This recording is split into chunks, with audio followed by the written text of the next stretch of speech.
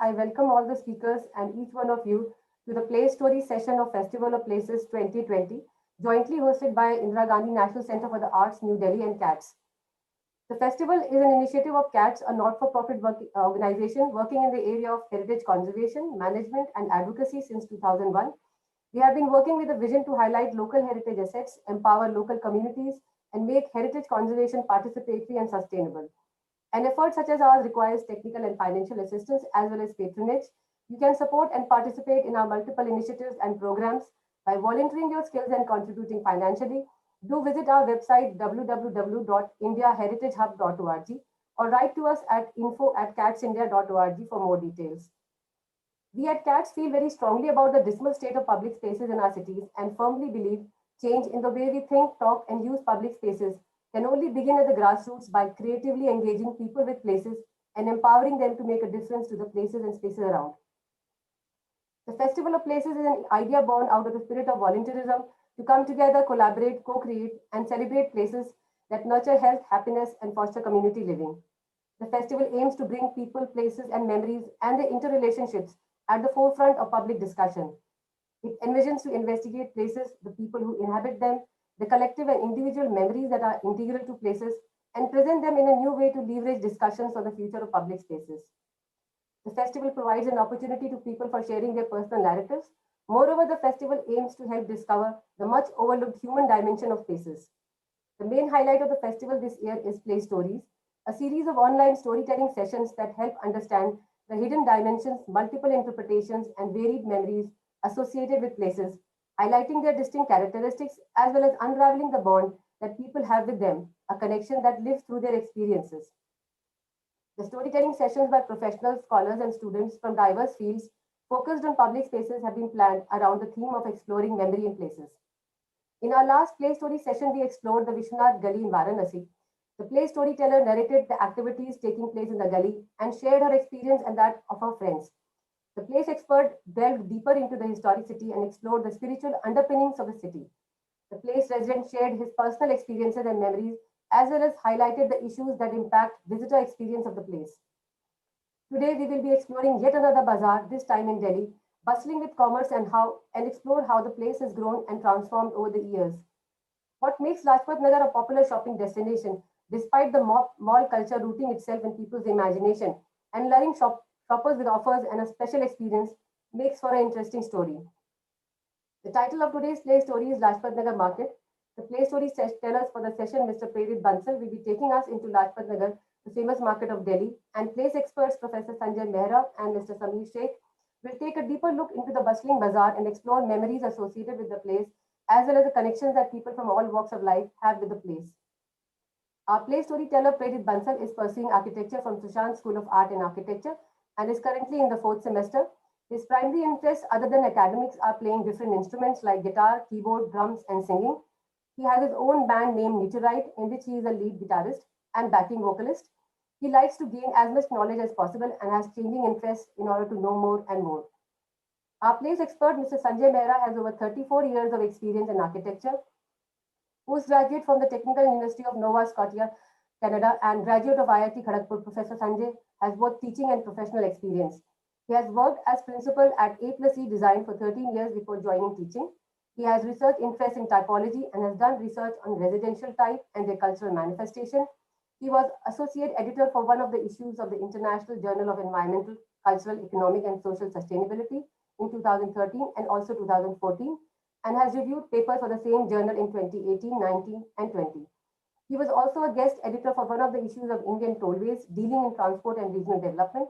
Currently, he is working as professor at Vastukala Academy, Delhi. Our place expert, Mr. Sameer Sheikh, is an architect and urban designer with 20 years of experience internationally. Sameer's work covers master planning, urban design, as well as architecture in varied sectors like education, housing, retail, and mixed use and workplace. Sameer is a design director and studio chair at BDP New Delhi. He has also taught urban design at Rizvi College of Architects, Mumbai, and has been a part of several design juries. I will now invite Prerit to begin his play story.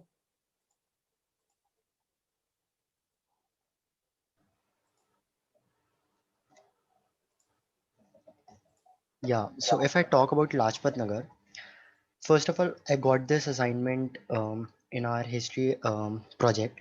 So I got an opportunity to visit Lajpat Nagar because of that. And initially, I visited Lajpat Nagar with my Masi and my mother for shopping. So we actually went there by a car only, but it's also well connected by different transports like buses and metro station. So Lajpat Nagar is one of the most famous markets in southeastern district of Delhi, and in the video I'll be showing that how it got, what's the history behind that, and how it got so famous, and why is it so important for how it became a landmark in Delhi itself, and how are the spaces being used over there, how people of different backgrounds, caste, and all people come there for shopping. So we'll look into that.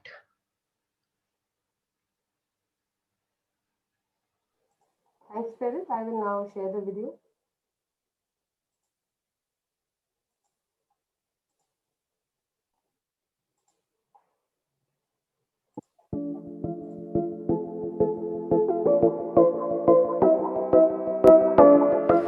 Lajpat Nagar is one of the most famous markets in Delhi and the most preferred one.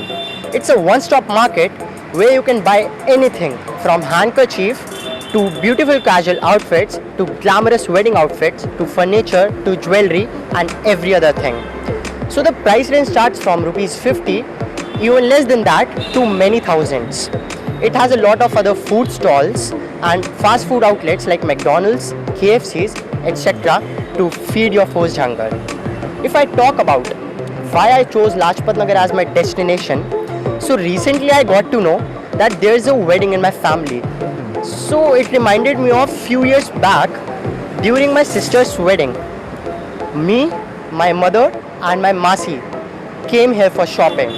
I'm really grateful to this project that this allowed me to relive my moments and go back to my old days. We are currently on the footpath of Lala Lajpat Rai Marg, which connects different parts of the city to the main Lajpat Rai Central Market.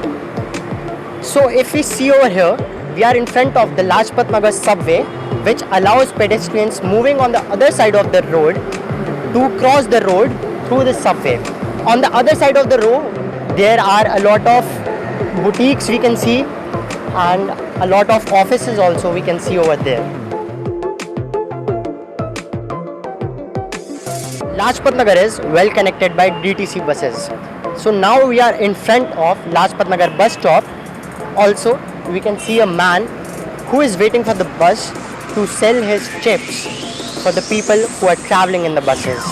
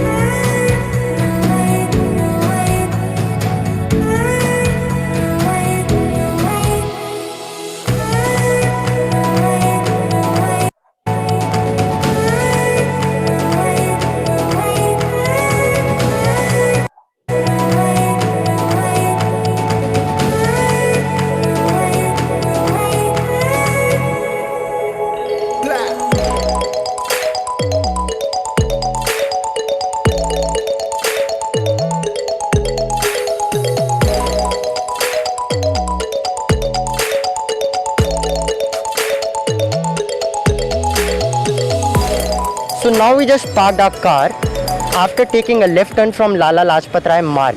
Now we'll be questioning some questions about the market to the parking guy. तो हम आपसे कुछ सवालात करेंगे कि यहाँ पर जब पार्किंग यहाँ पर सबसे ज़्यादा रश कौन से टाइम में होता है, कौन से दिन में? सर रश यहाँ शनिवार संडे का ज़्यादा होता है, तो मंगलवार का भी रश होता है थोड़ा। और यहाँ पर मंडे टू संडे में से सब बंद कौन से दिन रहता है? यहाँ पर क्या क्या डेज हैं खुले, कब कब खुले रहता है? मंडे को बंद रहता है। मंडे को बंद रहता है। सोमवार को मार्केट बंद होती है। और यहाँ पर टाइमिंग्स क्या क्या है मार्केट के? टाइमिंग सर 11 से 9। 11 से 9। सबसे ज़्यादा कौन से टाइम पे रश होता है? संडे को। संडे टाइम पे मतलब 11 से 9 जो है आपको 2 बजे के बाद। 2 बजे पर जब पार्किंग के लिए जगह नहीं मिलती लोगों को तो वो कहाँ पर पार्क करते हैं गाड़ी? वो घूमते हैं, घूमते घूमते अगर कहीं मिल गया तो ठीक है, नहीं तो घूमते रहते हैं। हाँ। अच्छा, तो मतलब अगर पार्किंग नहीं मिलती तो यहीं पर ऐसे गोल चक्कर मारते रहते हैं? और घूमते रहते हैं, पूछते रहते हैं भैया पार्किंग, इस तरह घूमते रहते हैं। ऐसे तो मल्टी लेवल पार्किंग अब चालू होने वाला है। तो ऐसा भी होता होगा कि कभी कभी आधा घंटा लोग पार्किंग में लगा देते होंगे? हाँ, 1-1 घंटे घूमते रहते हैं, वापस भी चले जाते हैं। वो तो ये तो कोरोना की वजह से माहौल ख़राब है, नहीं तो यहाँ कितने बंदे वापस जाते थे, उनको जगह नहीं मिलता था पार्किंग का, फिर दूसरा दिन आते थे मार्केट करने के लिए, ऐसे होते थे। ये तो कोरोना की वजह से बहुत कुछ कम है, इतना नहीं तो ये बहुत दिल्ली का बड़ा फेमस मार्केट है माना जाना लाजपत नगर। यहाँ बहुत अच्छे गरीब को भी अमीर को भी हर तरह के कपड़े मिल जाते हैं। चलिए, शुक्रिया, आपसे मिलकर बहुत अच्छा लगा।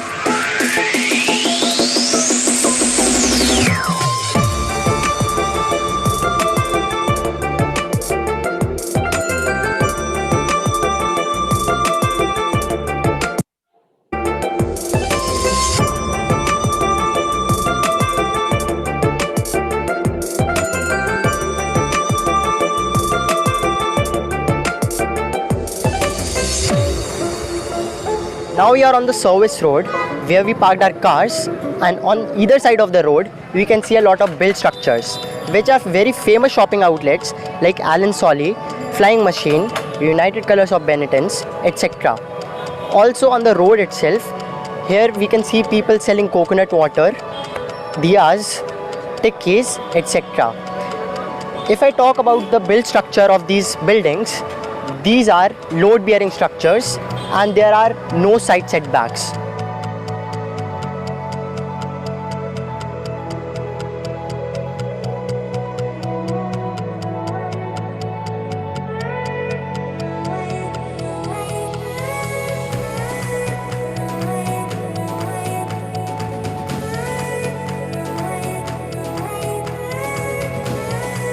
We are in front of the main entrance. We'll be entering it now.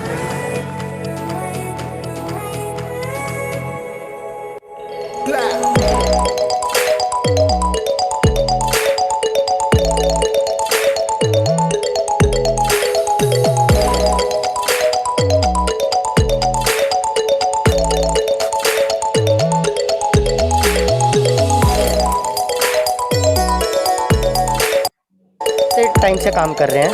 मैं 32 साल से काम कर रहा हूँ। तो यहाँ पर सबसे ज़्यादा मतलब माहौल में क्या आपको अच्छा लगता है? माहौल का ये है कि माहौल तो यहाँ शांत वातावरण रहता है, कोई किसी से झगड़ेबाजी नहीं है, कोई किसी से गाली गलौच नहीं है। यहाँ सारे शुद्ध और साफ आदमी हैं और सही तरीके से बातें करते हैं और सही तरीके से यहाँ अपना माल बेचते हैं। कोई किसी से गलत व्यवहार कोई नहीं करता है। जैसे यहाँ पर सारी दुकानें हैं चारों तरफ और यहाँ बीच में एक पार्क है, इस पार्क का क्या नाम है? इस पार्क का नाम शक्तिराज पार्क है। तो यहाँ पर क्या होता है पूरे दिन में, और अगर देखा जाए तो यहाँ पर क्या क्या चीज़ें होती हैं? ये सारी कपड़े की शॉप है, तो पार्क ही है। तो मतलब यहाँ ऐसी कोई चीज़ नहीं होती, लोग आके बैठते नहीं है? मतलब नहीं, बैठते भी हैं लेकिन अभी कुछ दिन के लिए सफाई के लिए बंद करा हुआ है, ताकि जो है ना अभी कूड़ा करकट ना हो, इसलिए कुछ दिन के लिए बंद करा हुआ। बाकी बैठते भी हैं, खाना भी खाते हैं, लंच भी करते हैं, आराम भी करते हैं, ऐसी बात नहीं है। लेकिन थोड़ा सा अभी इसलिए कि जो है गंदगी ना हो, इसलिए थोड़ा सफाई के लिए रखा। तो अगर देखा जाए तो पूरे साल में यहाँ पर लोग आते हैं, खाना खाते हैं, बैठते हैं, लेकिन अभी बंद हुआ है कोरोना टाइम की वजह से। कोरोना टाइम की वजह से कोरोना की चपेट में ना आ जाए, तो इसलिए जो है अभी अंदर आने की परमिशन नहीं है। अदरवाइज जब कोरोना ख़त्म हो जाएगा तो बैठेंगे, आराम से लंच करेंगे, बैठेंगे, खाएंगे, पियेंगे, मौज लेंगे। तो यहाँ पर और कोई ऐसे पार्क, मतलब दुकानों के अलावा और क्या क्या चीज़ें यहाँ पर? वॉशरूम, पब्लिक टॉयलेट हो?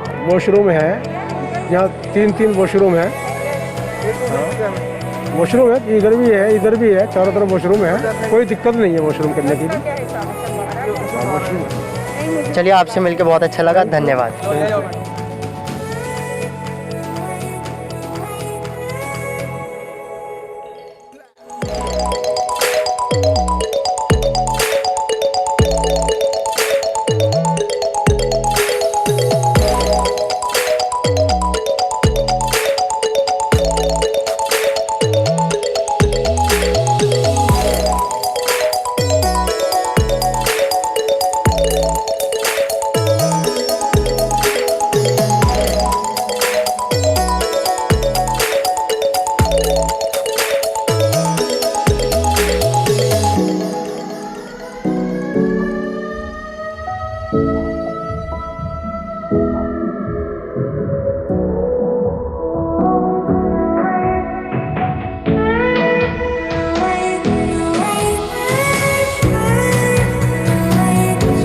Why did you come over here? Or exactly what things did you do today when you came over here? Okay, so first, to be very honest, I live here in Lajpat only. But this is not, as I said, it's not the sole factor. I really like the market. It's really budget effective, cost friendly. And apart from this, we got a lot of varieties. And because it is the prime situation of Delhi. Central is a very good balance between Sarojini wala level and between the complete malls and all. And second, it's not like that we can't afford the malls. It's just we can't go for every small thing. Like I can buy a lehenga from like Meena Bazaar and 555 Chhabra with the very good and the cloudy and all, the expensive one. But then this came with like lot of other things as well. Then the matching jewelry and the footwear, and so for these things, this market is amazing. And whatever we bought, we got a very good bargaining. Second, negotiations is really nice. And third, there is huge variety. Okay, and I'm quite familiar with this market because not only since when I lived here, prior to it as well, when I live in the other parts of Delhi, I used to come here. So I really like the stuff, quality, and of course the hospitality. So do you think that it's better than malls rather than going to malls? You prefer to come over here in the central market and buy stuff? You cannot just specifically categorize it, but yes, I would prefer that because in malls they're really not in a state of their negotiation of for prices. They're being really particular. For few things, I think malls are best. If I want to buy a purse, let's say for example, if I want to buy a purse, I'll go for baguette. I'll buy it. It's done. But if I need like 5 clutches for matching it to my 5 dresses, I would prefer to come to Central Market or any this kind of market, which will give you more variety, more collection, and of course, as I said, cost effective as well. Yeah. Okay, that's great. Also, like, this is the park just in front of the central market. Yeah. So what's its utility? Why is this here for? Like, what do you exactly do over here? If you shoot me 2 minutes ago, you will understand the utility because there's a this food giant, Jhakas, Pav Bhaji and Dabeli. This is amazing, and the food, Dabeli is a very famous thing in Lajpat. And as you can see, there is two gates. This one and the other one is from the KFC side. So this Jhakas Pav, Dabeli and all, this is amazing. And people used to come, take their food and they sit here enjoying. And of course, sometimes people got tired after like whole of marketing. They come and sit here and they relax. And then again, like we had like we came in the market around 11 and whole day we are like shopping and all. Now we just take up some quick bite and then we again doing some shopping. So people used to come, and I guess our residentials as well, it must be utilizing for them. That I don't know, I can't comment, but it surely be. Alright, thank you so much. So if I talk about the history now, Lajpat Nagar was developed in 1950s and most of its residents were Hindus and Sikhs, moving east from the newly found Pakistan following the partition of India in 1947. As such, many of these individuals were Multanis and Sindhis. One part of Lajpat Nagar 4, that is Dayanand Colony, was named after Maharishi Dayanand Saraswati by Mr. B.N. Puri in 1957. Initially, refugee camps were set up in Purana Killa, and refugees were allotted areas like Lajpat Nagar, Patel Nagar and Rajendra Nagar. These plots were of 15 by 60 feet, constructed like army barracks. The houses were all single storied with asbestos roofs. Now, if I see the structures over here, these are mostly multi storied.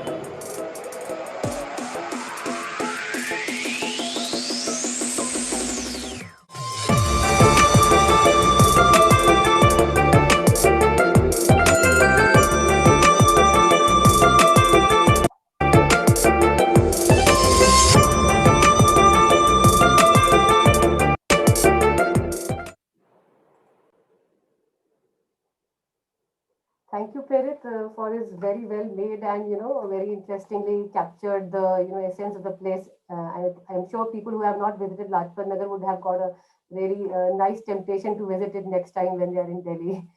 I will now invite Professor Sanjay Mehra to share with us his experiences and knowledge about the place. Yes, good evening, everybody. And yes, it was a interesting video shoot which Prerit had shown, and he had shown about Lajpat Nagar vis-a-vis the market and how the market is bustling with activity and showing a lot of people coming and going and all the things are happening. That's good.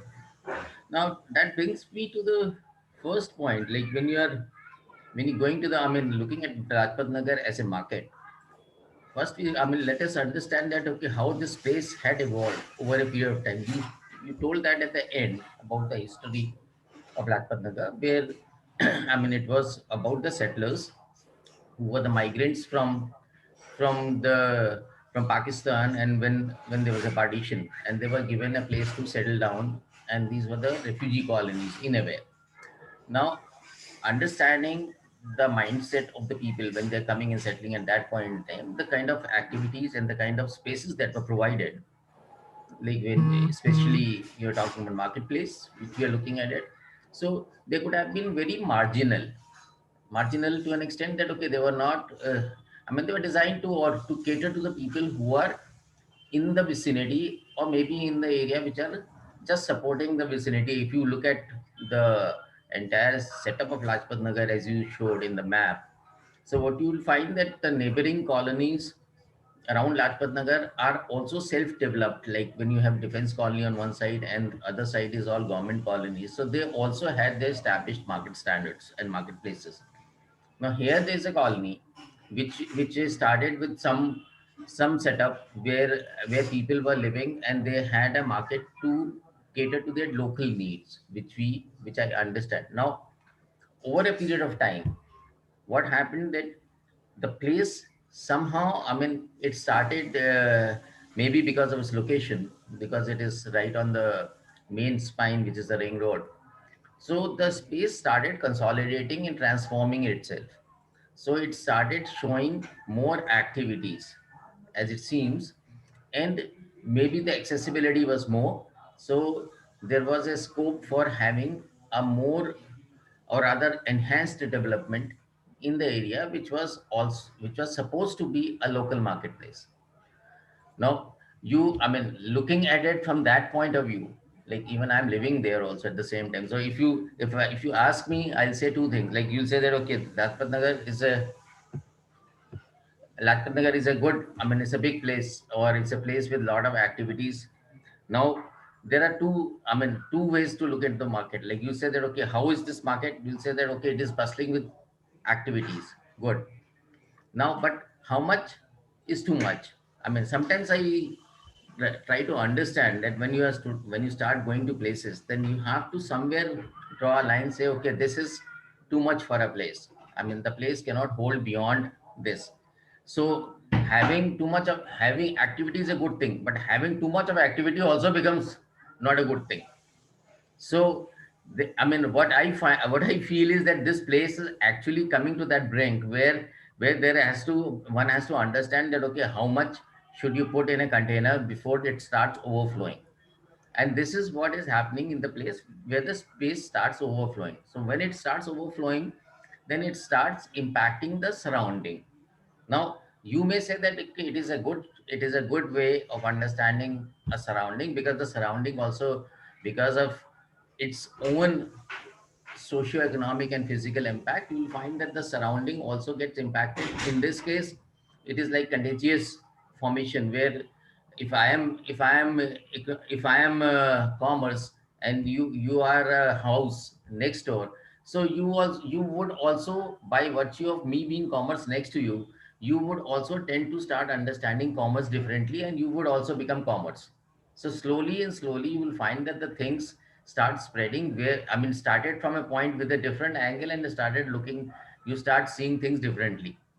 So I think that is what is happening in Lajpat Nagar, where things, I mean, on one hand, it is having lot of shopping, and the shopping space which you're showing, which is the marketplace, it actually spill over to the sites, to the residences, vis-a-vis that after a point in time, the the authorities, the civic authorities, finally they said that okay, it has to be nomenclatured as a mixed use development, not as a residential part of a residential development, because the residential developments started converting into commercials on the lower levels.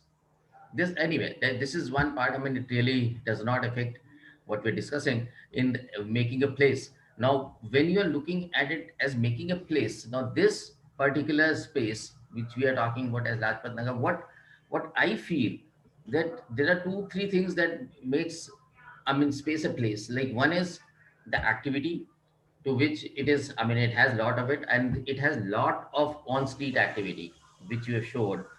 But now we have to be careful to understand that how much of on-street activity actually starts after a point in time, starts marring the main activity, which becomes the which work for which it was intended for.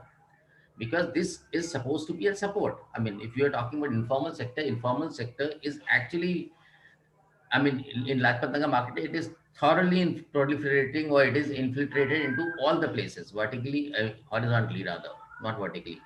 Now, my point of argument in such cases is that when you are looking at these places, you have to understand that okay, how informal and formal gets together, and you started with this conversation with the parking person, that where he says that there is a shortage of, I mean, having a parking space, and people keep roaming around, which is true. The point is that because, I mean, I don't give importance to that, because the place was not intended for it. So let us understand that okay, if you place was not intended, so if it was converted into an activity, so these things would happen, because it was never designed meant to be designed for as a market space for Delhi. It was meant to be a local marketplace, so accordingly it was catering to the people in the neighborhood, but not up to 25 kilometers or 30 kilometers, you rightly said, when people were talking. So that, but what I feel is that in terms of verticality, what happens that when you look at marketplaces across the globe at different places, you will find that there is a scope of understanding the market vertically. Like you showed pictures, so if you might revisit it and see it, that you'll see that the lower levels of the pictures were very well lit and in a great shape. Moment you lift your camera up one floor upwards, you'll find that they are in a dilapidated state. Now, this is the strange thing, that a place which is so much bustling in activity, you go up by 3.5 meters and the whole scenario changes. I mean, this is strange. So there should be a method to understand this kind of a typology. I mean, this is where I feel that, okay, a lot of places, it happens that it starts very well on the ground and suddenly the activities or the space fizzles out when you go vertically. Sir, Samir Saab, you wanted to say something? No, please carry on. I'll after you finish, I'll. No, no. I mean, I think you can. It's fine. All right. No, I was actually going to talk on a slightly different topic, but it's Okay. very interesting that you bought some of these things, so I can sort of segue my discussion into, with the help of what you just said. And I was just noting down a couple of things that you mentioned, and it was quite interesting because I'm originally not a Delhiite. I work here, but I see, my perspective will be almost from a outsider looking at it from the inside in many ways. So some of the things that you mentioned, that this uh, the market itself was basically not meant to be a regional market. It was sort of a neighborhood smaller market, which because of its importance, because of the kind of goods that they were selling, it almost got sort of a regional importance and attracted so much crowd to it, which actually from a commercial point of view, financial point of view, it's a good thing. But from a a resident's point of view, there might be certain few concerns, which is quite interesting to note. But what also was interesting was you mentioned that about the mixed use aspect. And in my mind, as an urban designer, at least, I would think that it's a good thing that it is a mixed use zone, because I think that's what's lacking in most of our cities now. Is you have these very zoned areas of commercial districts and retail districts and housing districts, but then you need a place where you have the residents, you have the commerce happening, and you have this, so there's eyes on the street 24 hours a day. And then it's not a place which gets secluded and lonely at night, but which makes it safer in many ways. Anyways, that's one thing. And also, the informal sector, which in my point of view, I was thinking that that's the hallmark of markets like Lajpat Nagar, which have these different layers, of high end shopping, uh, retail stores, like all the big brands, and at the same time, right next to it, right in front of it, mixed within this, are these informal sectors, maybe selling things at a much cheaper rate, maybe selling things which are complementary to what's being sold in these big stores. And in my experience as an urban designer, that's what I felt, is this relationship is actually much required. And especially in an Indian context, there might be a way to make it more organized, but it's a very symbiotic relationship. For example, when I moved to Delhi and we were shopping, that's this big thing that used to attract me as such, is that you have these varieties of things. You can buy things for 20 rupees or 10 rupees on the street, where you things which are not, you can't buy in the malls or in the stores. But at the same time, uh, things which attract you to these smaller roadside vendors also make you do impulse buying on these bigger shops. So people, when they come there, they're not coming there with a one point motive of, okay, they'll go there to buy a expensive lehenga or an expensive kurta or whatever. But when they do that, they also buy sort of a small artificial jewelry of some kind, or a slipper, or a shoe, which they might buy on the roadside street. So I think there's a very symbiotic relationship which gives this sort of very different character to Lajpat Nagar, which kind of makes it interesting, which sort of ties into my next point of why places like Lajpat Nagar, in spite of the boom in malls and these very organized sector things, why have places like Lajpat Nagar uh, thrived and are thriving, and are not losing its importance. They hold their place in spite of all the malls that are coming up. And I think uh, not from an urban design or very spatial point of view, but from a human relationship point of view. If you see in a mall, the relationship between the buyer and the seller, and I think one of your Prerit, one of your one of the girls that you interviewed there did bring up this point, is it's very different. It's very different when a person goes to buy in a shop in Lajpat Nagar. The relationship between the buyer and the seller is very different from the relationship in a mall, where there's no negotiation happening, there's no haggling happening. The buyer doesn't have doesn't know you. And there are many shops in Lajpat Nagar which people do frequent at many times, and suddenly they know each other. There is a relationship which gets developed between the buyer and seller, and not just over a long period of time, but even in this just 10 minutes of shopping, you are haggling, you're sort of making sure that trade is happening. So you are a part of that trade. The buyer and the seller are equally part of the trade, and you're not necessarily just a consumer. Whereas when you go to a mall, the customer or the buyer is purely a consumer.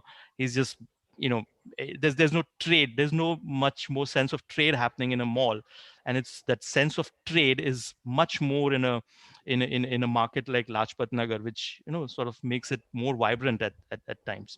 Also, again, not tying completely to the urban design or the spatial or the built aspect of the market, is this imageability of the market, and especially places like Lajpat Nagar, they have, even for people who haven't visited the market or Delhi as such, they have a certain image of Lajpat Nagar, which is uh, in recent times popularized by movies. In fact, a lot of movies which are set in Delhi are based in Lajpat Nagar, and they sort of expose the lifestyles of people here and how people shop, and I think that is very important, when as an architect, and when I look at retail development, and I talk to branding consultants, and there's so much talk happening on how to brand a mall or how to brand a retail space. And here we have something which probably didn't have any branding consultant per se, but then there is a very strong Lajpat Nagar brand, if you may, that is there. And where does that come from? Why do people who even haven't even actually visited Lajpat Nagar have an image in their mind of what this place is all about, right? And I think that's I don't have any answers for that, but I think that would be an interesting discussion to take forward in maybe in this forum or some next forum, where we see, okay, how does this sort of inorganic branding of a place take place in the minds of and the imageability of people. I think what is happening in this case, what you're saying, Samita, that in terms of imageability and branding, like the places like Lajpat Nagar or any other place for that matter in India, there for every formal there is almost three times more or four times more is the informal. So almost 70% of what we find is the informal activity going on against the 20 to 30% formal. So if you start understanding that, okay, if there are so much of informal activities, and finally these informal activities in some way or the other would trickle next to the formal activity to gain momentum in businesses, which is natural. Now, if that is all correct, and if this is the way the place works, which is true, and I agree with you that this is when you're talking about mixed use is the thing. That is the correct way of looking at things. Because eyes on the street or not, I mean, you look at a place where, I mean, where you have infrastructure which is done for a particular time of the day and only for a particular unit in a day. I think that is, I mean, that is a gross misuse of infrastructure, which is fine because, I mean, you are not using it for 24 by 7. So you can always deploy activities which can basically can be intermixed or intertwined in such a way that you start getting places that are more vibrant. No, now the only thing is that the catch is that, okay, the issue of privacy and security. And in this case, what is happening that one has to look at a container and understand what is crowding. What we miss is that, like, we think that the place is vibrant, but the place is not only vibrant, it is crowded. Now what, after what point, in a threshold that when you have a container you have x number of people, then after that you say that, okay, this is a crowd, this is not, this is not an organized gathering. So there is a difference now. So if you start understanding crowd, then crowd behavior, the way, there are a lot of other things come into picture in terms of safety and security.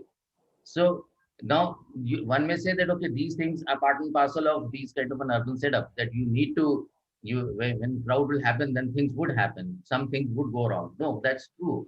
But then one has to understand that then there should be an understanding of a covered to an open space relationship structuring. So in these cases, since, I mean, in most of the times when you look at it in the Indian context and you're looking at the structure of open spaces, the structure of open spaces at place, I mean, they are not in conformity to what we are discussing. I mean, if that is true, then why aren't we making the corridors and the places which are semi-formal or which are semi-private to a, I mean, that four levels of privacy, you have a private, a semi-private, or a semi-public, or a public. So why don't we actually gather or make those layers more prominent so that those activities are running parallel and yet the formals are also being allowed to thrive at the same time. In such cases, what is happening, the formal and semi-formal are vying for activity and space and place, because the informal also has to run his house and the formal has to run his business. Now, like in Lajpat Nagar, case in point, that for a shop owner, now for him, a person, an informal activity person puts his small vendor, puts his small tree kiosk in front of his shop. Now, for him, it is a bothersome thing because he feels that, okay, he's I mean, for his visibility, not the visibility, but I mean, coming into the place becomes a little tricky. I mean, so he's talking about the movement. Now, in that case, that means there should be an understanding of this kind of a space structure which we are talking about, which helps. Which I agree with you that which is true that in terms of an eye to the street, even even the people who are informal in these markets, they are also eye to the street. Even I understand that okay, they are the ones who actually tell what happens and where and what happens and how it happens. And they have been used as eye on the street. You know that. In terms of social setup, people know that, and people do ask them that आपने उसको जाते हुए देखा, आपने ये देखा. I mean, because they are the ones that or the strategic location which we talk about in urban design, the how you design the corner, or how you design the middle, and then you have a space where there's a relief where there is something else can happen because that is the place people converge or diverge. So I think those are points. I mean, I think we're getting more into architecture, which may not be only thing in this forum, but I think as a place, what I feel is still that in terms of crowding, one has to understand the containers limit and the crowding. One has to look at it that okay, how this crowding or dispersal a, should be a system. Understanding that mixed use would happen, like he was talking about the park which seems to be deserted or which is not being used too much, which is true. So that means there is a kind of a not very clear relationship between to build to open or the way these activities are gathered in the formal or in the open spaces. Probably that structuring has to be seen, but understanding that the formal, informal, and formal would coexist at the same place, and they have to coexist to have the market happen, which is true. So I think that one point about crowding is very interesting because when what we talk about as crowding from a retail language. I mean, now I don't want to get too much into the architectonics of things, but even from a relational point of view, what as a retailer, what we call as footfalls in a mall, more footfalls means better. right, And I think that would translate into similar language when we talk about a market like Lajpat Nagar, where for at least for the retail or the commerce, actually more footfall means better business. So in fact, I don't know if from a crowding point of view, as a resident or as a user, someone may find it too crowded or uh, too difficult to maneuver. But from the shopkeepers or the sellers point of view, the crowding might be a good thing, and it might be a matter of how do you manage that crowd, or how you sort of direct that crowd so that it's not unpleasant, it's not an unpleasant experience. But I don't think crowding is more of an issue. I think it's the management of the crowd, and in fact, like parking, and how do you make sure that during disasters there's no, people are sort of directed properly. And especially now in times of COVID, where we are talking about social distancing, and if so much of crowding and people in smaller spaces, confined spaces, getting together, if that's becoming a health issue as well, then that's something to be sort of looked at. But I think crowding might actually be a good thing from a market point of view. In fact, from in many of the retail spaces that we've looked at, what we typically try to do is we on purpose reduce the walking spaces, so that when people are actually closer together, the sense of slowing them down while they're shopping actually is better for the business rather than moving people moving faster. So actually, when people move slower on a retail street, more commerce happens because they're looking into the shops and they're thinking, rather than just having a faster path. So it's a sort of a kind of a dichotomy and a two-edged sword, where you want to slow down the people, you want to create a sense of crowding and a sense of that there are people at the same time, but at the same time you don't want to create a unpleasant experience for the pedestrians, I guess. I think Samir, you have and Professor Sanjay, you actually raised very pertinent issues. One of the takeaways from Samir, your conversation is that we actually need to understand our the pattern in which the Indians actually consume or interact, or the shopping experience that majority of the people are looking for, is also actually establishing a personal relationship with the shopkeeper, which is very much not there in a mall culture. It's just a product and a consumer. Whereas in such places, there is this kind of relationship which builds, and people who are frequenting these places actually have their own favorite, shops or even vendors who are actually kind of over the years they have been catering to their needs. And I think there's also this aspect of feedback system. I think when the shopper is actually giving a feedback if a product is not good, or they want something specific about it. So I think that kind of narrative build-up is there between the vendor or the shopkeeper and the consumer as well. And also about the issue of managing the crowd, which is very very very important, because similar to the case of Lajpat Nagar is a case of Sarojini Nagar, which I think most of us have seen it grown from a small shopping area to actually not even a single space is left there now. There are so many vendors on both sides of the shopping area that it's almost packed with people. I think these are two very very important issues, trying to give an experience to the consumers, as well as taking care of the safety aspects at the same time. We have Sehjo Singh in the audience, who also wants to share her experience. She has lived in this place in 1963. Sehjo, can you just unmute yourself and share your experience?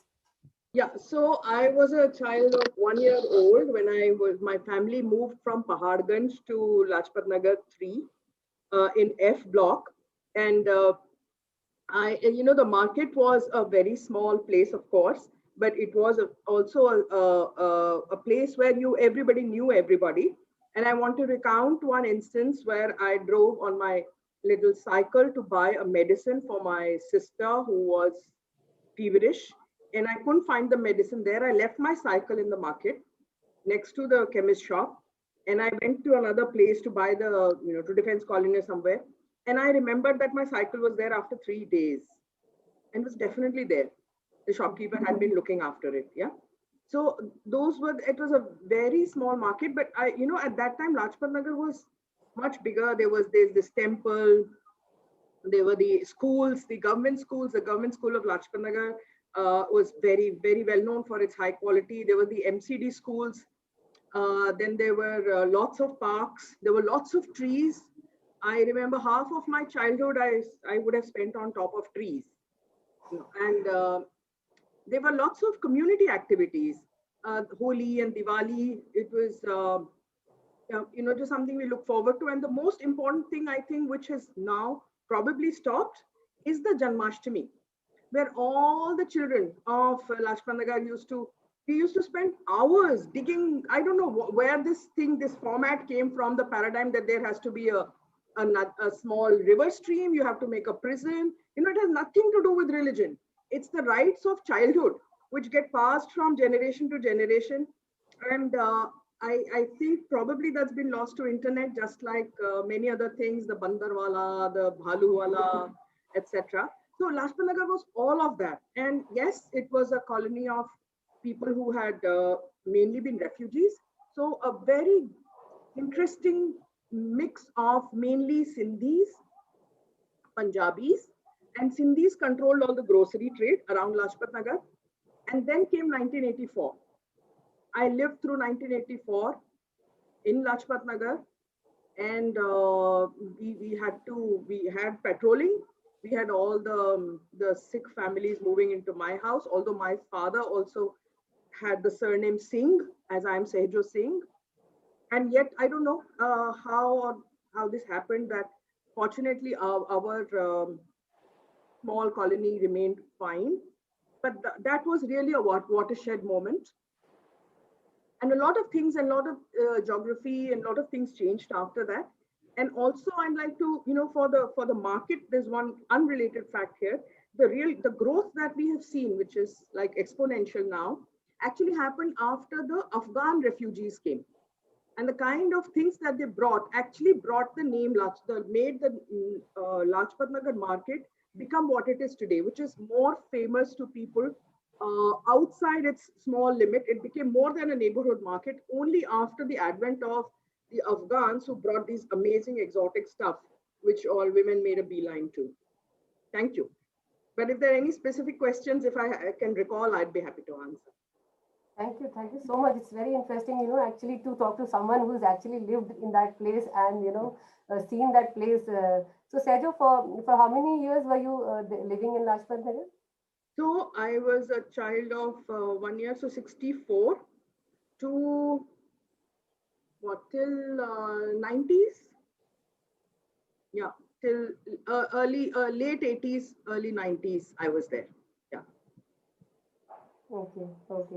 And I think one of the most important change which has also come is with these the people the people who buy our houses and make the flats, right? I don't know what they're called. That is Builders. what actually has changed the skyscape of Lajpat Nagar tremendously. They are builders flats. Yeah, What yeah, we correct, talk correct. Yeah, Yes. yeah, yeah. So you have stilts plus four more floors on top. So now what has happened? What you have pointed out rightly, that like the ownership has changed hands, and the population density and the household numbers have increased, which means that the number of people who are using services have also increased vis-a-vis. That is why there is a extra pressure on the physical infrastructure, if we talk about it in terms of planning. Definitely, because what she said rightly, that earlier it was meant for only certain number of plots and certain number of population density, like in terms of densities, and here you multiplied that density 5 times because it is S plus 4. So you have single ground floor or you have 5 floors. That means you have to gear up the infrastructure, if not 4 times, at least 2 times, so that at least it comes up to that point. And that is why you start seeing these sporadic interventions, which Reddit was showing, that there is that that parking, vertical parking system has come up, which is true. It has started also, but the point is that one has to understand that these things would work only in places where, in terms of short-term parking. If you have a parking system where you place your car and then you take time for retrieval, which is happening in India at least, if not outside India. So people are shy from parking into these places because they think that I've got only 15 minutes walk in the market. Now this is where one has to understand that, okay, if you want to create, they had park and ride facility also, which is a good thing. But then what Samir Saab was also saying, that either if you have, if you want to create a marketplace, I think what happens, or what is a better format, is that then you cordon off a area and say that this is 100% pedestrianized, and try to work a system where you find people. But yes, for older people and other people, like whether you do an additional modern infrastructure, you have travelators, you find a method to move people from one place to another in terms of crowding. But then you find, give them an ease of moving around, and show them that, okay, there is a space where they can breathe around. Because if you are joggling through traffic, what Samir was showing, that where you, it is fine. It's nice to have what he showed, that okay, when you buy a lehenga, so you need to buy trinkets to basically match them, and the trinkets are definitely, you find them off street only, on street, off street, and on street. You find on street, these things are easily available because these are smaller items. So you do get accessories in abundance in Lajpat Nagar, which is true. And these kind of stores cannot happen in mall, because per capita space as economics and the amount and the kind of thing that they're selling, they don't match. So it will not be, they would not be able to match the rentals for the kind of things that they're showcasing and the kind of things that they're selling. It is fine. That is how economics work. And for that reason, these places like Lajpat Nagar, what Samir Saab was saying, this will continue to live.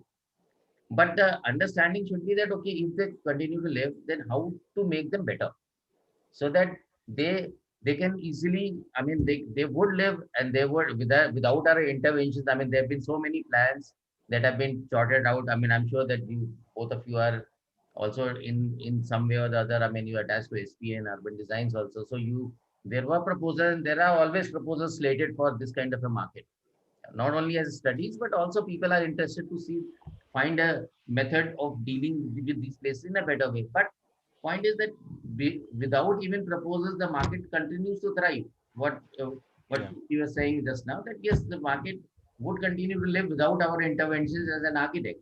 No, it doesn't. The market does not require architect. But I think market requires more of social protocols and more of security protocols. Just As an architect, yes, I pointed out one thing, which is vertical, which Prerit also smiled. He thought that yes, this is the important thing. If you lift the camera, you find you don't see, and which Samir Saab was saying about imageability. So you don't find that kind of understanding of a place.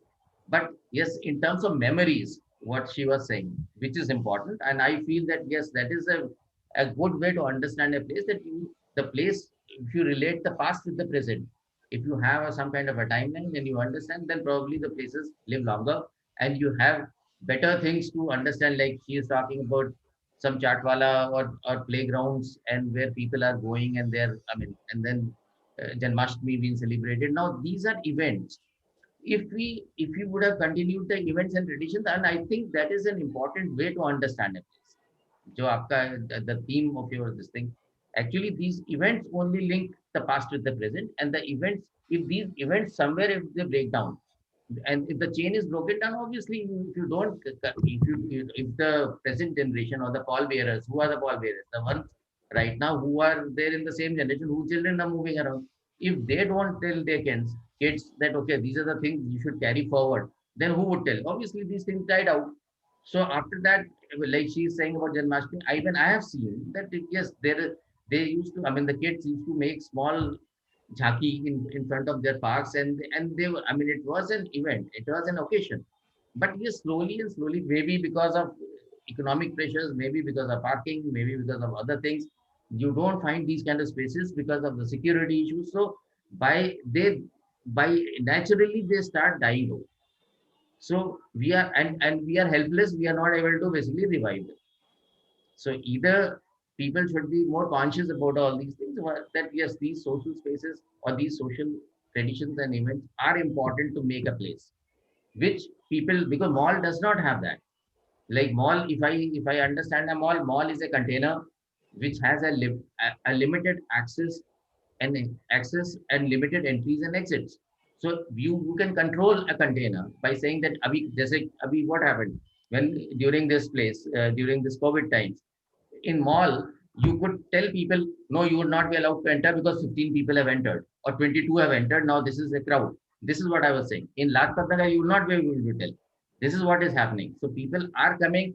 You may keep saying that, okay, there is COVID, there is a problem. Please don't come. No, no. You can tell 20 people, there are 100 excesses. So people are walking, pouring from all directions.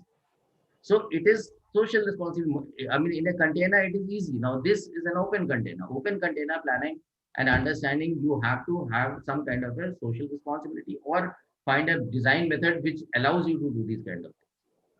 That is what I've seen. What one thing, I was wanted Yeah. to ask Sejo ma'am, Sejo Singh ji, since she's mentioned about her experiences in the Lajpat Nagar market of the 60s. Now, if I, when you visit Lajpat Nagar now in the current situation, is there any sense of memory of the place, or is it completely lost, or are there some elements there which still retain that memory of that of the place in some ways? So that's a question. I mean, is it completely lost? Is it fully there, or has it changed? What is? Okay, so first of all, there is the Nala. You know, the big Nala, which has now been covered. That is before you come to the market. Perit, you have been there. Do you know the Nala? Yes, yes, that is covered. Yes, Huge it Nala. has been totally, yes, flattened, and you have a top Yeah. on it, concrete top. Yeah, Yes. yeah. So that Nala is that Barsati Nala was actually a huge landmark for. It was a Barsati Nala, which meant Yeah, that it was a yeah, stormwater drain. Correct. stormwater drain. Yeah, and it used to be so clean that I remember going down, climbing up, and singing Bollywood songs in that Nala. You know, pretending it was the hillock where the hero and the heroine are dancing away. So I remember that Nala, and crossing that Nala, then the police station, and then the Mother Dairy booth, which came later, and we used to call it Lohe Ki Bhains. And then the Alankar cinema, which was like a Which pride is 3C of, now. yeah, which is three Three. C's now. And then when the market started expanding, it came up to the last I remember going frequently to the market, Samir, is when the market had come up to the Nala. Before after that, I haven't been there. Sorry, too many times. And there were some shops which were legendary. I remember going to one of the Sindhi snack shops where I asked for the old man because मैंने कहा कि मैं सिर्फ आपके हाथ की भेलपुरी खाऊंगी. And now he was such a big shop owner, and he had so many servants working for him, but he came out and he made a plate for me. But that was again many years ago. I don't think he's there anymore. So there's some places which are legendary, but I don't want to hold ownership to the legends of my time, because after that my nieces went and then there were new legends being born. Yeah. So my mother's legend was a Gol Hatti. Gol Hatti was a round shop, and they said ki there is nothing in the world which you can't buy there, which has to do with food, right? Then there was the Rama bookstore, which is again, anything you go, you will find Ram. So there were legends of our Rama times. bookstore still exists. Rama exists. Uh, uh. Then there were legends later on, of which when my nieces started going there, and then there were other things that they were happy about. But I think this market can definitely. It is so. The parallel is so close to the national economy. It's so close, like how we were and how we changed and how the market has changed is very similar to what is happening to the economy as a whole. I still remember when Maggie was first introduced. I think I was in class 8 or 9, and I still remember that those guys, the salesmen, were so frantic in dressing up shops with all the festooning with Maggie, because there was no huge television advertising then, or that was the first time Maggie was, and Lajpat Nagar was one of the key places that they brought Maggie to. Anyway, so those are the things. So I still remember, but I think I don't want to hold on to the legends of my time. And I feel that these evolving legends should find a place where I want to know of Lajpat Nagar market not as a problem, not as a set of problems, which I feel so strange when you talk about it, like traffic and congestion and malls. And that's not how I remember it, and that's not how I relate to it. Maybe to other places I relate in that way, but not to Lajpat Nagar. Because the place is personal to you. Yes. I think that is important, and I think that is what I was talking about. It is the memories, connecting the past with the present, because you have the past here and you can remember how it was, and it's nice that you can carry forward that memories, which is good. So that is what I was saying, that if there was a way to actually continue this past to the present, I think the places become more vibrant, and they can, and more people can connect to it, like you. Yeah. That is what I was saying. Yeah. It is very important to hold the memories of a place. Yeah. Yeah. Otherwise, the places are normally what we design. The places are very neutral. Yes. I think that is what should not be there. Yeah, and that's so unfair. It's so unfair to the place. Right. I think, Sejo, you have very beautifully brought out, your statement that you don't want to hold on to the legend of your time, but you want more legends, summarizes everything, how places, grow and evolve, and how at different times, different people, set of people come in and they have their own memories and experiences, and which they carry with them and remember that place. So it's very interesting to, thank you so much for joining us and sharing your very personal experiences with us. Prerit, would you like to add something to the conversation? You would like to comment? Yes, ma'am. So, as Sanjay sir talked about the overflowing of the container and the overcrowding of of that place, so that I would partially agree to that. Like when I went there recently, so I got really tired after interviewing and everything. I had Ram Laddu, which is really famous for that. So after that I got tired, so I wanted to sit, but I didn't get. Even in the corona time, I didn't get a seating space even in the park or any place, so I sat down on the stairs of a shop. So that's one point, that overcrowding is definitely a point. But if a person is going to that place, so they already have that image that if they are going to enter that place, they won't get a place to sit, or they have to like manage the overcrowding. So that's something, a different experience, and that's the essence of the place, that they are going to bargain, and what's the experience of that place is absolutely different. And also it's benefit for both sellers and consumers because of the competition. If I say that that seller was giving the same item to me for 20 rupees, so he would say that yeah, I can give it for 15 rupees. So there's a competition, sense of competition, and also it's benefit for consumers. They get a lot of varieties, and they can get any like in from, like I talked in the video, that they can get anything from handkerchief to even wedding outfits.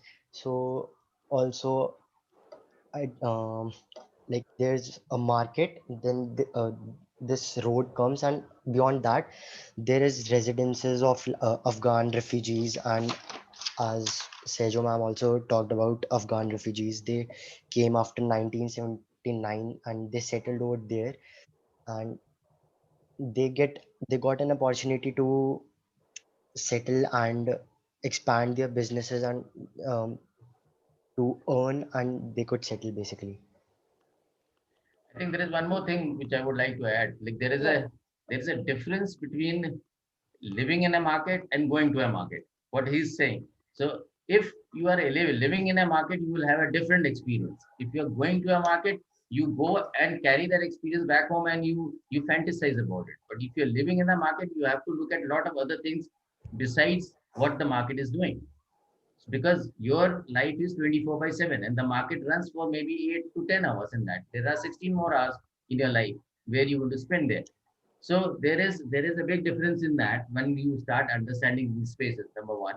So when you look at environmental concerns, like Prerit might have, I mean, he when he started, he said that when he was standing at the road where he holding the camera and there was a lot of traffic going on. So he was smiling with the traffic, but the amount of noise that is being generated, it is an environmental concern. Please understand that if the hawkers are shouting, so they are not shouting because they like to shout. It is also because they're vying for attention because there's a lot of noise. There is a lot of background noise. So that is we don't realize this will affect not today. This will affect maybe if you start living there for 25 years, 22 years in that marketplace, you will realize yourself that yes, you have changed. Now, and I mean, forget about architecture. I mean, I'm talking about personalities. So there is because there is an aggression. If you In fact, that's a very important point, that the kind of lifestyle that you have living in a marketplace is very different. And I think some of the places, and I think that might lead to, I don't know if it has already started, but when you are younger, when you are single, when you're bachelor, when you're students, or when you're a young couple who are working and who you might prefer living in that very high active, vibrant area. But as you get older, probably, right? So when you're younger, you want that vibrancy, you want that activity, uh, like right where you are, right? So maybe the kind of people who would prefer to live in such areas might have a different lifestyle, might have different preferences. But as people start getting older, they get married, they get children start going to school, they might slowly retreat and prefer a much more peaceful, more quieter sort of neighborhoods. So I think it should that could provide something for everyone. There's so there's for example, when I was younger, I hated places which were very quiet, and I think not just me, but every young person wants to live in a place which is thriving and active and busy all the time, and we don't sort of uh, mind the noise and the lights so much when we are younger. uh, but as we get older, probably that's when we need. So I think what I'm trying to say is that it might have a different uh, clientele, or a different kind of demographic that might prefer living in a place like this. Yeah, I think we are, actually talking about two very extreme ends here. One is a very sanitized container where everything is controlled, right from the behavior to the product to everything. And on the other hand, we have these kind of spaces which are just bursting at their seams, which are, beyond they cannot, absorb any more of commercial activity, but yet they are continuously, evolving, growing, and including and absorbing more and more people. So I think it's also important that we try to understand what are the learnings of the two extremes, and probably actually while we are designing actually include that kind of an informal sector also as part of the design, because whatever we may say, we cannot, wish away that informal sector. It is very much part of our culture. It is part of the way which products are, produced and they are bought and sold. So I think there is important lesson there that we need to have a middle ground where, we can have this kind of environment where there is open exchange of goods and, interaction, as well as spaces which can be managed, because increasingly the way the population is increasing, concerns for safety, security, pollution, and traffic are big time, and we have to address them. We also have another participant in the audience, Parumita Ganguly. She has written about her memories as well. Parumita, would you like to share and add to what Sejo had shared with us?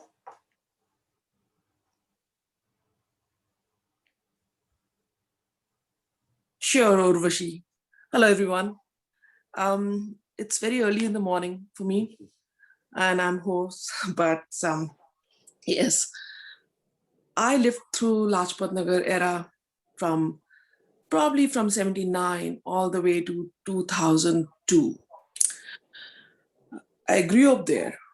My memories are about Lajpat Nagar from Andrews Ganj, that was my school, um, Kendriya Vidyalaya, to Nehru Nagar, an ashram, that is where I lived, and later Kamla Nehru College, which was a little farther away. All through my time, I remember walking down that entire ring road every single day whenever I could with my friends, and stopping at Lajpat Nagar. That used to be my, a place on Nala we used to stand and just chat away. And that government school, I had friends in that Laddu Wala, I always visited. That Kolhapuri Chappal Wala, I always knew. And he knew I'm going to buy at least one pair every month.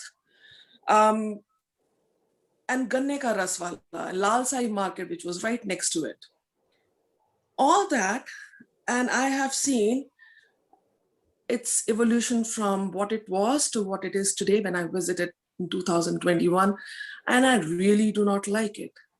As a planner that I am, now I'm not urban planner anymore, I'm not practicing it, but as a planner and a little bit of architecture knowledge, and today as a GIS person, I see the things it can have, the things it might incorporate to make it much more a better place. Considering Lajpat Nagar just as a market force probably is not a wise thing to do. Yes, it has become a market force, but it's more than that. It is a combination of a lot of different small neighborhoods around it, which were all refugee colonies, which came up as refugee colonies, and some of them became high-end defense colony residences, some of them really like Srinivaspuri, that has now been demolished for high-rise government buildings, if I'm not wrong, government residential buildings. The ring road has made it what it is today. Earlier, ring road was a spine, as Professor Mehra said. Yes, today, because of that entire bridge that has been built up with hardly any exit that you can really visibly see, Lajpat Nagar has become what it is. It should not have been. Ring road, earlier it was good. Now I don't think it is making it happen that way. Earlier it was, Lajpat Nagar was vibrant, it was colorful, it was happening, it was, it has all kinds of people. Today it has become a place, granted all the high-end stores are there, but low-income people are going more into this. And car parking, everyone owns a car. It has become a nightmare. You cannot even walk on the streets anymore. You don't have any open space. The parks that was shown on the video, I don't think people use the park the way they used to be. They were in use. I remember lounging in one of those parks, as I said, almost every day. And grasses were green, the trees were plenty. I remember there was a mother dairy booth there that started selling vegetables later. And there was a tree right behind it. I remember sitting on the tree and enjoying my laddus on that. That's not there anymore. The mandir that used to be there, I remember getting bundi prasad from that mandir on every Tuesday, or was it Thursday? God knows. But that's not happening anymore. The interaction between people is not there anymore. It has become more commercial. Probably it's meant to be at this point. God knows. No one is planning for it. It's just happening on its own. It's evolving on its own. There is no structure to it. There are 3 or 4 stratas of shopkeepers on the street going in and starting from 10 rupees all the way to 10,000 into the stores. I mean, I can start literally on a linear fashion. I can start shopping on this person, whatever I want to shop for 10 rupees, and keep going. Right behind him, there's another person right behind him, a mehendi wala right behind him, a big store right behind that thing. 4 stratas of people sitting on the same place at this different level, selling almost the complementary thing. Yes, from a planning point of view, theoretically it is good, maybe, but practical point of view, is it fun for me as a shopkeeper? I don't think so. Is it good for me to live there now? I don't think so. My parents have moved out. I grew up there. My entire wedding trousseau was purchased from there. Now I go there, I visit India almost every second year, maybe third. I never go to Lajpat Nagar anymore. I go over the ring road. I look down from that bridge into that Lajpat Nagar area, which is always in haze. And oh yeah, I have good memories, but that's about it. I forgot when it was the last time I went. But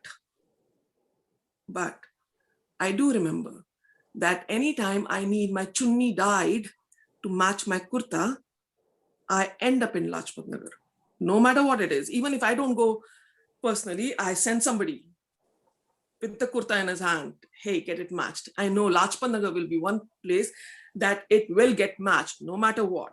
And there's a good chance if that person remembers me, who I am, he'll probably direct that third person to the chappalwala who will make sure I get a matching kolhapuri to go with it.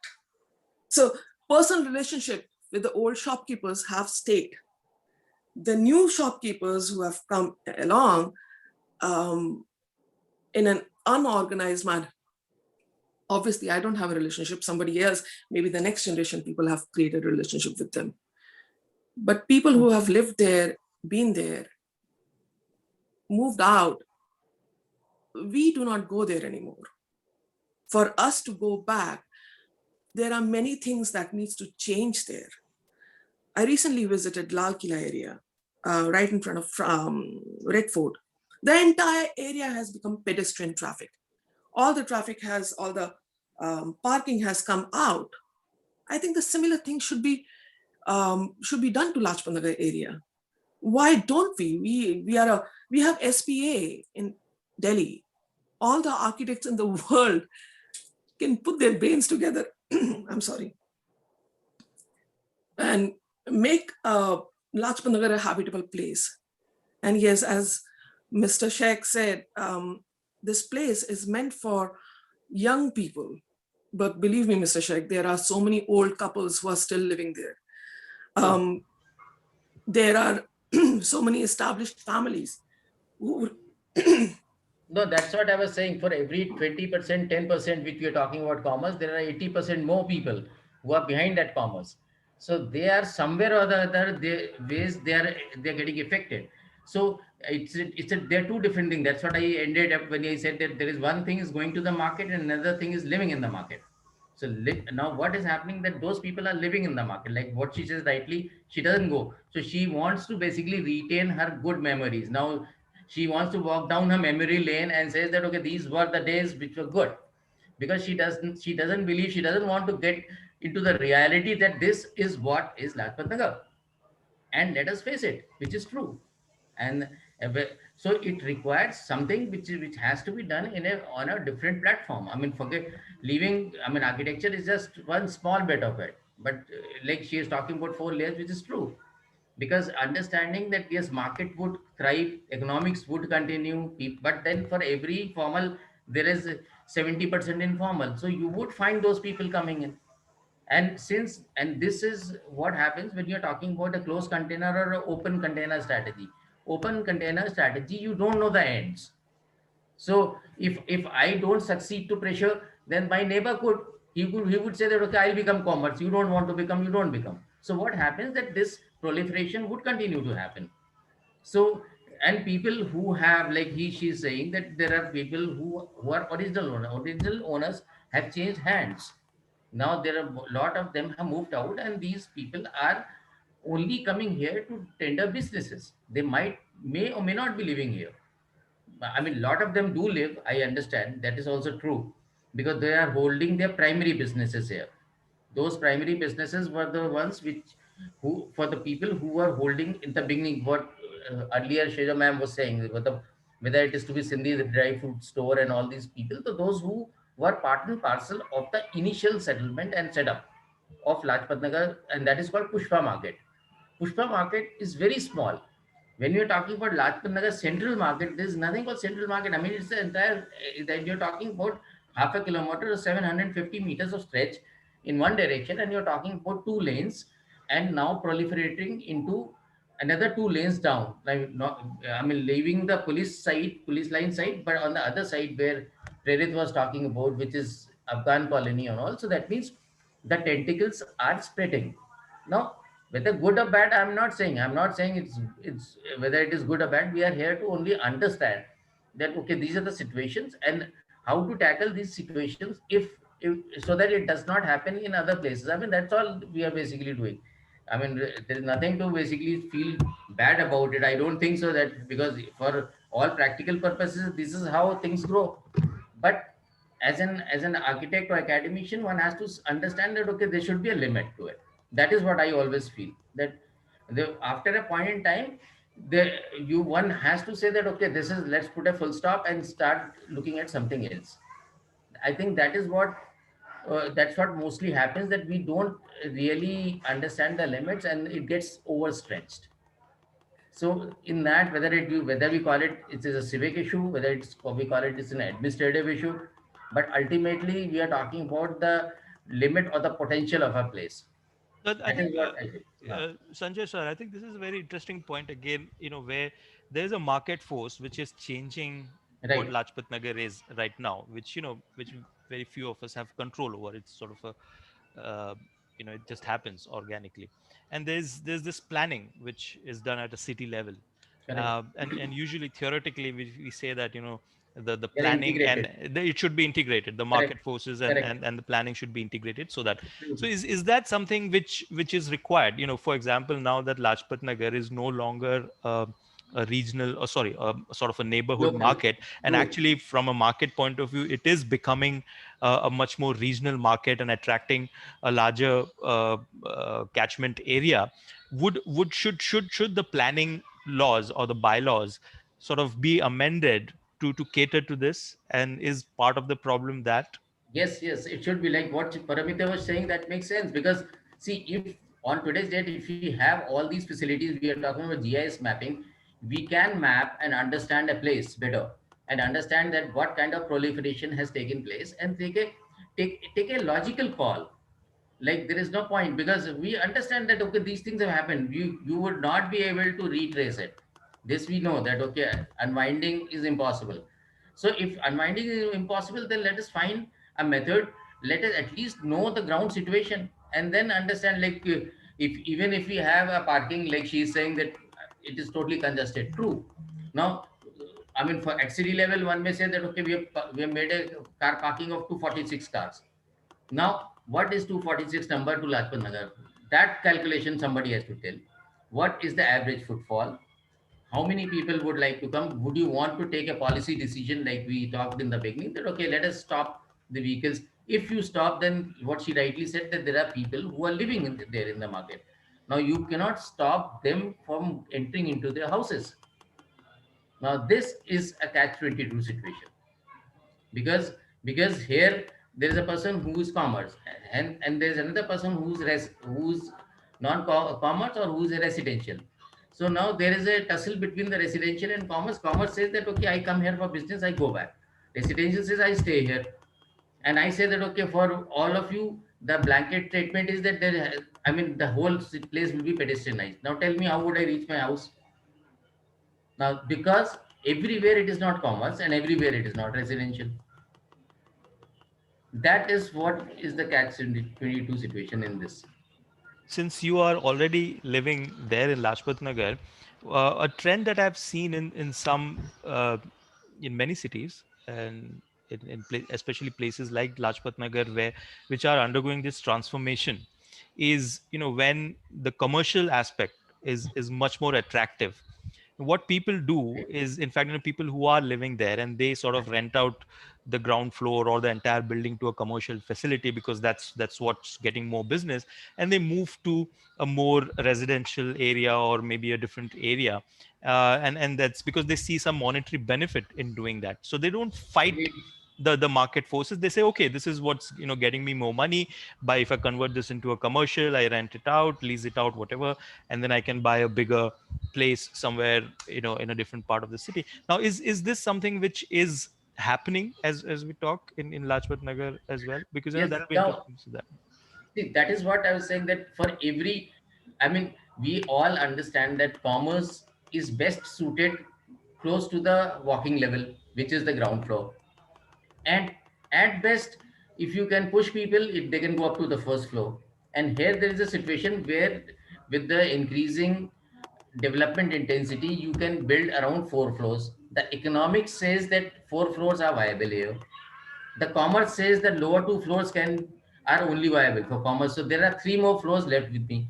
So somebody or the other would be living there.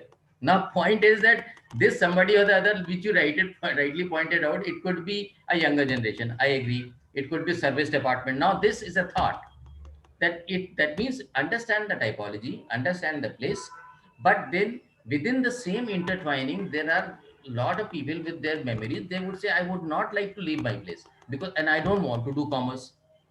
So what now in this catch 22 situation, would you not would allow them to live in their own houses because they have been there for last 50 years, 2 generations? So they say that, okay, why should we suffer? Why should we leave this place because of this thing happening on the road? You give us protection, you give us the way to right to live, which is correct. The right to live is there. So in that case, there should be a method to create this kind of a, I mean, I don't know whether this situation is too complex, where you find, I mean, how to basically segregate or how to integrate these two becomes always an issue in such cases. I mean, to an extent, that what she has already pointed out, like if I could tell you cases like where looking at roads or at places where you have the properties facing a road, which you can say it becomes a mixed use development. Now, what happens to the properties that are not facing the road? They are facing the park, and then they are after the park facing the road. Now, theoretically speaking, you say that, okay, it is you, we all talk about in urban design that one property depth. Now, one property depth is a good theory for urban design. But then after once you have one property depth as a mixed use, the next person who's touching the property number one, because by virtue of his rubbing shoulders with commerce, the the younger brother neighbor residential also becomes commerce, and then it is a contagious thing. So the property number three also starts thinking that, okay, I should also become commerce. So this stopping, I mean, you don't, I mean, I mean, we don't try to understand that, okay, what should be the threshold and how to basically make these things become more viable, I would say. Or otherwise, you say that, okay, this is how these places would always be. Because you, any solution for these places has to be, I mean, there are a lot of technique, tectonics or technicalities involved. I mean, besides the architecture, I mean, there are social aspects and there are commercial aspects. So nobody wants to lose the commercial aspect also at the Yeah, same time. yeah. No, Yet they want to exactly. retain their social aspects. That is what traditions want to retain, but commerce, because they see that, okay, there is an opportunity, they don't want to let go that opportunity. Exactly, This is, exactly. so that balance one has to either understand, or some in some forum one has to address that this is the thing, how to basically create a balance between this commerce and traditions in such cases. See, I think, things are going to change. I mean, cities do evolve, they change, they never remain the same, and they'll change. And because of market forces or whatever, society changes, traditions change, politics change.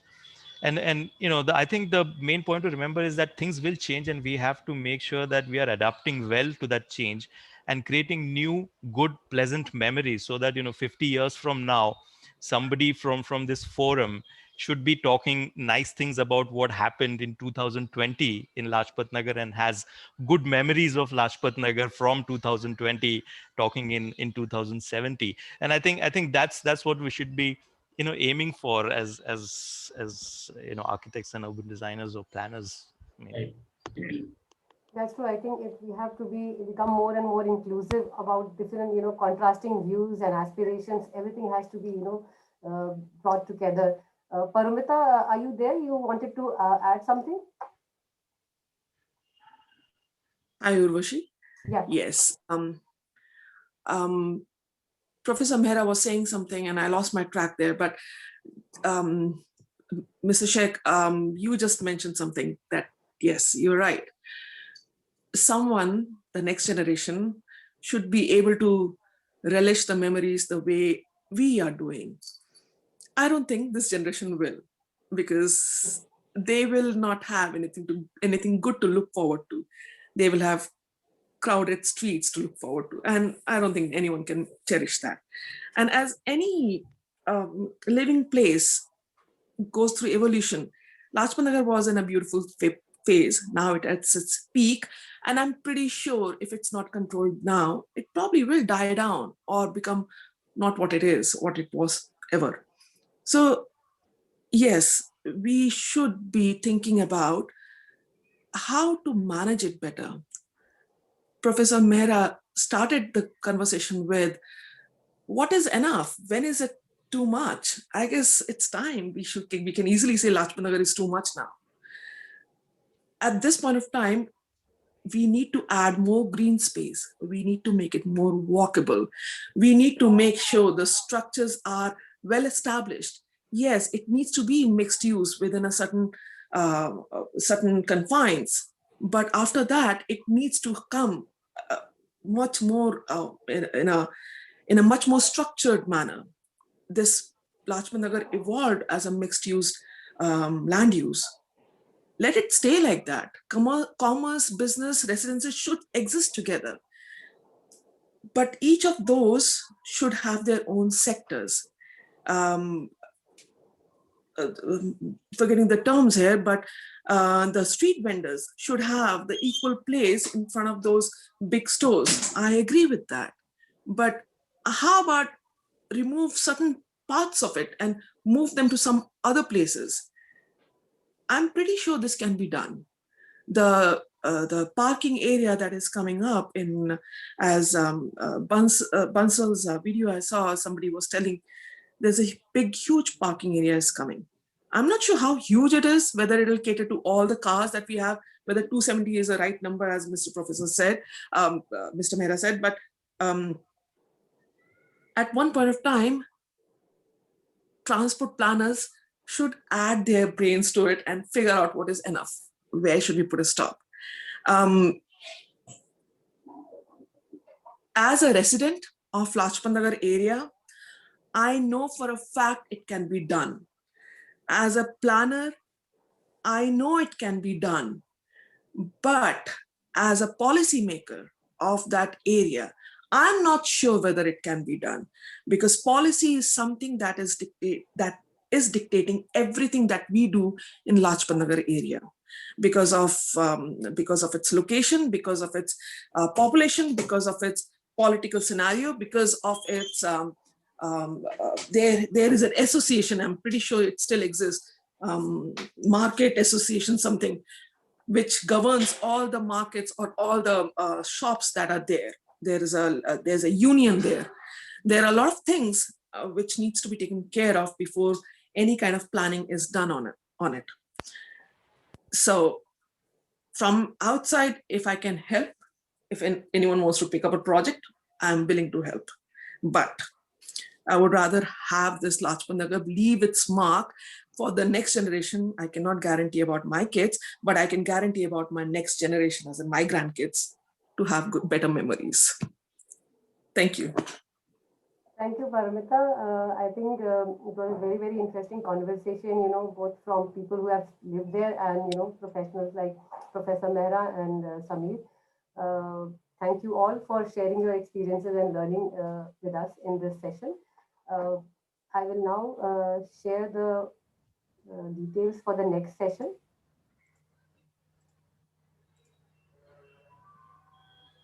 The next Play Story session, titled Bhopal Lakes, Memories and Markets, is scheduled for 28th March from 5 p.m. onwards. Our Play Storyteller for the session, Ms. Priyanshi Shukla, will be taking us around the city of Bhopal, famous for its lakes and heritage.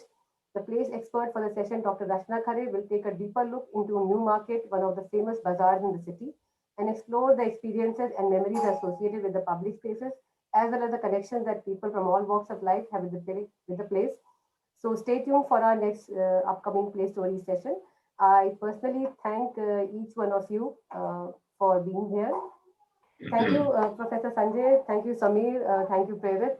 Thank you, Thank you so Sergio, much. Paramita, and all the other participants, audience, for being here with us today. Okay. Thank you Thank so you. much. Thank you. Thank you. Thank you so Thank Thank much. you. you.